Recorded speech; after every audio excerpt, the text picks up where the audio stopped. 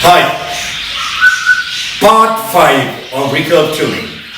Hi, this is Shahan Hussaini, your archery coach and director of Whew Archery Mission, as well as the director of the Coaches Committee Archery Association of India. You are in the level 1 Recurve Bow Specialization Workshop of Whew Archery Mission and the Archery Association of Tamil Nadu, TAAT. In this section, you will learn about various kinds of tuning for the Recurve bow. The first kind of tuning is paper tuning, but we normally don't do it for the Recurve bow. Number 2 is the popular walk-back tuning. The third is the short distance tuning. The fourth, bad fletched planing test. And the fifth is fletched arrows grouping tuning. The fletched arrows grouping tuning. Well, after the bow is set up, after the assembly and after it is set up, as I have earlier told you, the archer may begin the tuning process. As described earlier, the finger release causes the arrow to vibrate and to oscillate in the horizontal plane. Arrow flight appears to follow a snake-like movement pattern. These movements of the arrow are caused by the archer's paradox, which I have explained in great detail in an earlier section, where the string moves around the fingers on release.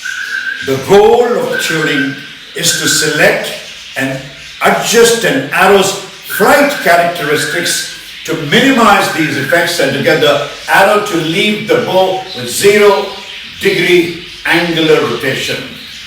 It will still be vibrating, but these vibrations are dampened out in the first 20 to 25 meters of flight by drag forces on the arrow shaft. Tuning will also minimize the archer's shooting form variably and help the archer to get smaller, tighter groupings. Your shooting technique can have a large influence over the dynamic properties of your arrow. Two archers shooting the exact bow, as I already told you, same poundage and the same arrow length, may not necessarily use the same arrow size or the same arrow strength or the spine. Usually the archer who has a better line, better skeletal form, may shoot a lighter or a weaker spined arrow than an archer who has a poor skeletal alignment. This is because the archer with good alignment creates less side movement of the string on release, resulting in less initial bending of the arrow shaft. As will be shown soon, there are a number of interacting tuning variables which can be employed to best tune your system.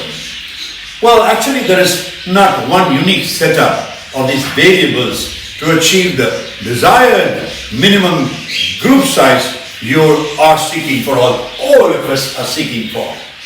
In fact, it is normal to be able to achieve a good bow tune with more than one stiffness grade of arrows.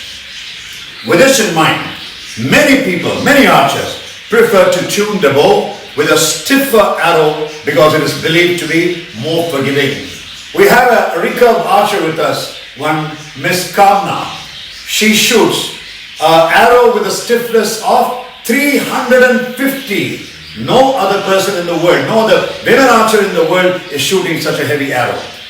Forgiving in this sense is that the arrow will readily accommodate variations in the archer's shooting technique. Tuning is best carried out as a statistical process.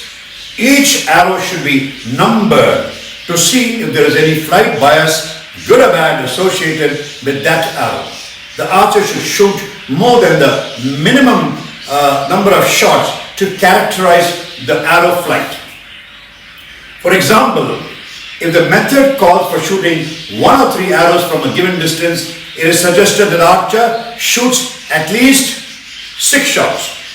The archer can then eliminate or discount any obvious poor shots from consideration. Tuning methods. Now let's go to the various tuning methods. There are a number of tuning methods used today, but most are either lengthy or inaccurate. Many depend on the use of bare shafts as a primary reference for fletched arrow flight. They use bare shafts as a primary reference for fletched arrow flight. Bare shafts, or rather shaft without the feathers or veins, do not have good flight characteristics unless the bow is fairly tuned. Some of the tuning methods used, and my comments on them are: 1. Paper tuning. Primarily it is used in a compound bow with release aid. Because of the archer's paradox and the resultant arrow flight, this method has little validity for people using their fingers to release the arrow. So I don't think it's a good recurve tuning method. So we will not use paper tuning in recurve. The next, which is very popular, is called the walk back tuning. It involves shooting arrows at distances of 20 to 40 meters without moving the sight and aiming at the same point and then analyzing the hit pattern. This method is not sufficiently sensitive in tuning carbon aluminum shafts, but is said to work very, very good and very satisfactorily with aluminum arrows. Well, the next tuning method is called the short distance tuning. You stand as close to a buttress and then tune. This method involves shooting fletched arrows at a vertical and horizontal line. You shoot vertically and horizontally. This is used mainly to verify knocking point and cushion plunger in-out setting. Now the next tuning method is called the bare shaft planing test. In this method compares the grouping pattern of bare fletches and fletched shafts. It produces very good results, but shooting bare shafts beyond a good tune is achieved may be frustrating for the archer. The next method of tuning is called the fletched arrow group tuning. This method has been used for many years and does not have a name. This does not have a name, so we just call it the fletched arrow group tuning. It is probably the simplest method that yields the best results of any other tuning methods and is probably highly recommended. It can also involve shooting bare shafts, but not before a basic tune is established. Well, level 1 archery coach trainees, so much for this session. You all must be tired of listening to lectures after lectures. Catch you soon with the next part. Yes, again the next part. And let's break up here. Let's revise in this session. In this section, what all did we deal with? We first dealt with paper tuning. Next with walk back tuning. And then we discussed short distance tuning, bare fletch planing test, and then fletched arrows group tuning. Well, again, as I tell you at the end of every lecture, again and again, since the lecture is loaded with information, it will not get into your head easily. Probably your head will start spinning listening to so many lectures. If it does, you truly must be a genius in archery. Please listen to the lecture over and over again in your headphones. This will truly help you understand what I say. It's a very, very valuable lecture if you can understand it. Keep repeating, listening to the same lecture over and over again till you're thorough with it. I'll be explaining every part of this lecture in simple detail in several sessions in your own language all through the year with many more lectures till you have completely grasped it and it sinks into your head and your heart.